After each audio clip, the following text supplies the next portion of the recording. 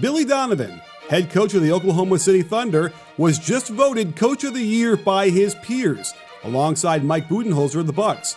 And they both richly deserve this kind of respect from those that truly know the game. But did anyone else find it curious that in every other year Donovan was coaching the Thunder, he never even sniffed a vote in the media version of this award, save for one single solitary third-place vote his first year? Did he suddenly become a great coach overnight?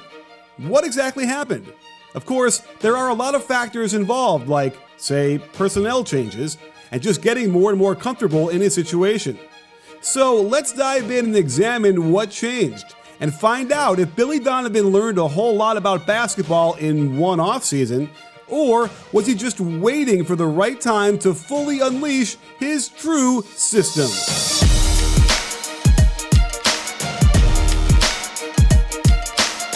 Let's start out by examining the Thunder offense, since this is where Donovan can exert the most influence over his team.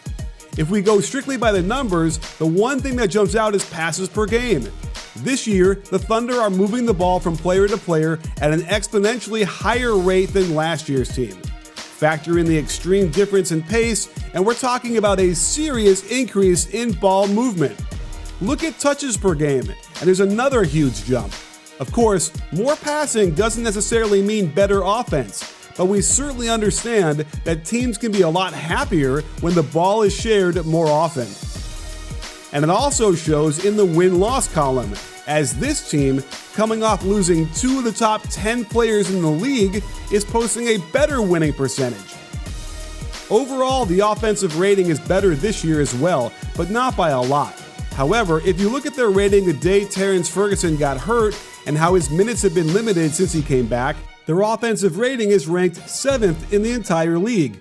It might have taken some time for Donovan to adjust to this new team, but once they figured it out, they've been one of the toughest teams in a conference that is already renowned for how much of a bloodbath it really is. Enough with the numbers. Well, we'll use some more, but let's talk about what's happening on the court. I've got 2 words for you: the high post. Donovan has unleashed a whole new offensive philosophy, running a lot of their possessions near the elbow, and that has led to a revelation of Steven Adams as a poor man's Nikola Jokic. By entering the ball to the high post, you put a lot of pressure on the defense, since the ball is only one dribble from being a score. And when you start sending cutters through the lane, it generates a lot of good shots. Hence, it's no surprise that Adams' assist rates have shot up big time. He's just about doubled his per 36 assist numbers, and it's made the offense work a lot better because of how many easy shots he helps generate. In 6 less minutes per game this year, Adams is averaging 10 more touches per game, and it's exactly the kind of Donovan offense we'd seen when he was coaching in college at Florida, but not in the NBA until now. Last year, for example, Adams was primarily a screener whenever he was near the elbow, and Russ wouldn't even glance his way to give him the ball there, so he never got a lot of opportunities, especially considering how little passing was happening in the half court. Otherwise, he spent a lot of time in the dunker spot along the baseline, waiting for a shot to go up so he could crash the offensive glass.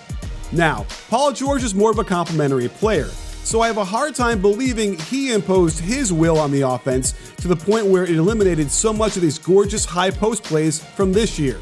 Which leaves us looking at Russell Westbrook. It seems well documented that the team was geared to getting him triple doubles. I don't think I'm saying something radical here, right? And while they did win games, at what cost?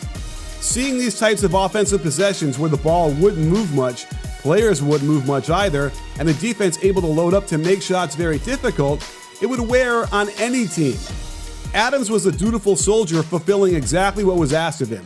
But even more proof of his sacrifice, are we surprised that he's averaging over 2 more rebounds per 36 than last year? One similarity from last year to this year in terms of sets is a Spain pick and roll. Normally, they just get straight into it out top, as Paul George is supposed to set the back screen for Adams' man, but just slips it instead, leaving Russ with a ridiculously difficult Euro step fadeaway moonball over the defender. Here's a better executed example, with Ferguson setting a slightly better back screen on Towns, leaving Russ a runway to the hoop. But they did have a nice wrinkle with the weave out top first, into the ball screen by Adams, and here you can see PG setting that back screen. Mass confusion by the defense allows Russ a free run to the hoop. And another version where Russ gets the handoff right back into the step-up screen by Adams, and then delayed back screen by George finds a nice alley-oop flush. This year, they've simplified this a bit by first setting a pin down for the ball screener and then having Noel turn around and set the back screen on the ball screener's man. With Chris Paul running the show, they get a much more varied attack from this action. With Russ, most of the time it would be him driving for the layup with an occasional nice lob thrown in to get everyone hyped. With CP3, you'll notice they get more players involved for different types of shots out of the Spain pick and roll. Now, this doesn't necessarily mean it's more efficient, but if you're a coach, you see more players get more easy looks from around the court more consistently.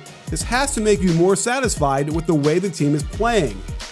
Plus, when Chris Paul did decide to shoot it himself, this year he's been a much better finisher at the rim than Russ, although it should be noted that Russ gets so many more shots there.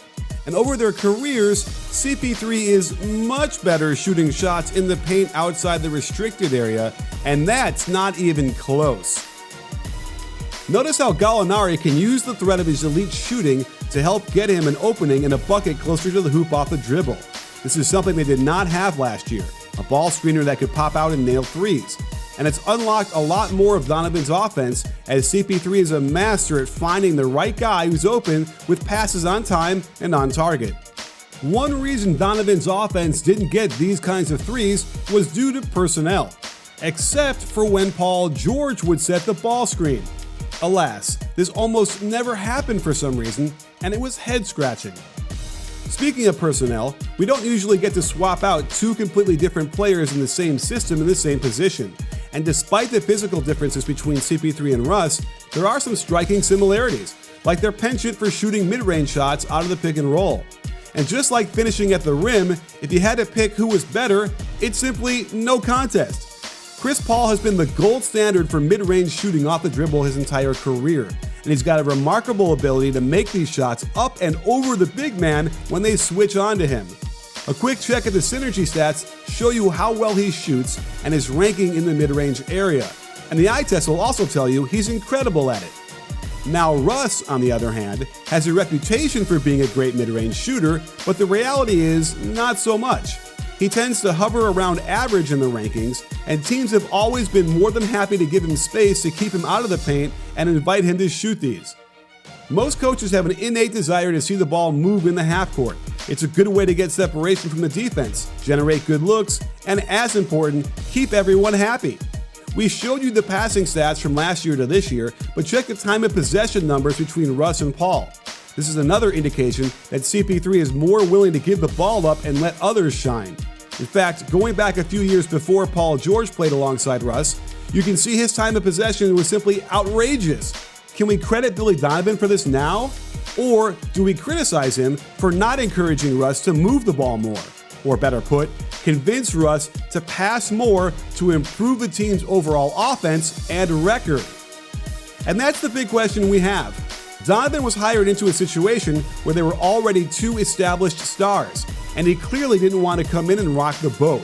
When Durant left, Russ's indomitable will took over, demanding his triple-doubles, and it appears Donovan did his best to accommodate that.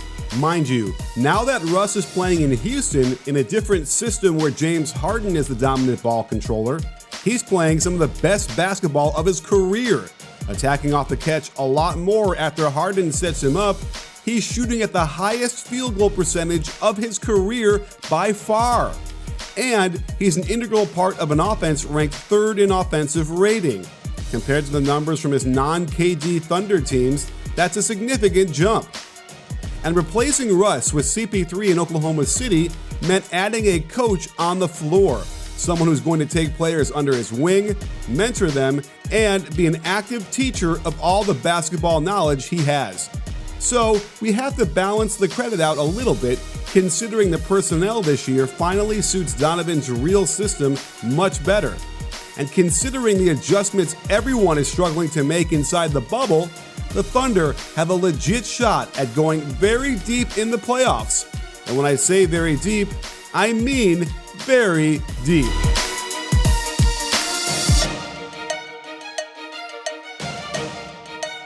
If you like this video, please give it a thumbs up and subscribe to B-Ball Breakdown. so you can get alerted right away when we drop a new video.